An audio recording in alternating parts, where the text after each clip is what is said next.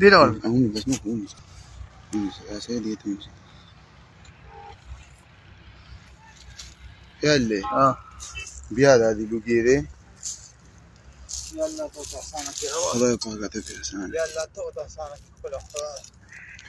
یا الله تو ته اسانه